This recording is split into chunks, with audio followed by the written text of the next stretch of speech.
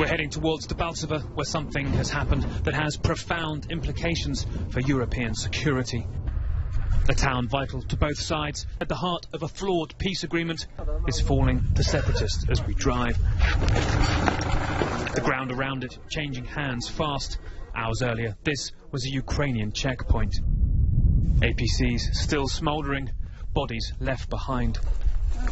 Locals emerging unscathed, the Ukrainians mostly retreating. Of course, it's better now we're not being shelled, says Svetlana, but we have no pensions. The loss of Debaltseve is not only a strategic blow for the Ukrainian government because it gives the separatists the borders that they ideally wanted, it's also a massive blow for diplomacy because this destruction here happened on the supposed fourth day of a ceasefire.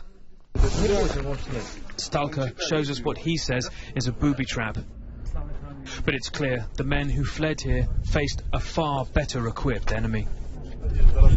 For fighters here like Victor, this is a moment to savour with his brother. The point is, we survived the Kiev junta, he says. Next to Kiev and then Berlin, Victor adds, Merkel can make us tea. Hard to separate joking from ambition when their enemy collapsed so fast. Here they left behind armour and a massive stock of artillery shells. Even their better missiles. Not the orderly withdrawal their president claimed. It is not hard to imagine the fear felt here when you see the destruction the men lived through. This fight for land and geopolitical clout is happening in some of Europe's most desolate communities.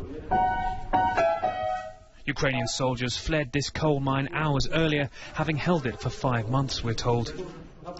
Simple lives from poor towns, dragged into a bigger game. Victor explains the mine used to give work to miners and salaries, but who knows how long till it works again. He thinks Russia will help, and I ask, hasn't it already? The fight is continuing, but if presidents still call this a ceasefire, when will it stop? Where are we going now is the question. Debaltseve has fallen, that's clear. It has been, frankly, an astounding defeat for Ukraine's military. Another show that the separatists are military, frankly, vastly superior to them because they have the backing of Russia, one of the biggest militaries in the region. Now, where does this go next? Do they continue to take territory? You heard there some of the ambitious, perhaps humorous, if that's the strange word to call it, statements of some of the separatist fighters, but it's redolent of really the atmosphere here. They're increasingly confident and point out, you know, we saw yesterday Vladimir Putin in Hungary call for the Ukrainian troops to surrender in Debaltseve. The next day they retreated. This is really turning into something quite symbolic for Eastern European history at this stage. There are borders being redrawn here, and there's no sense really that actually this truce is going to stop the actual fighting.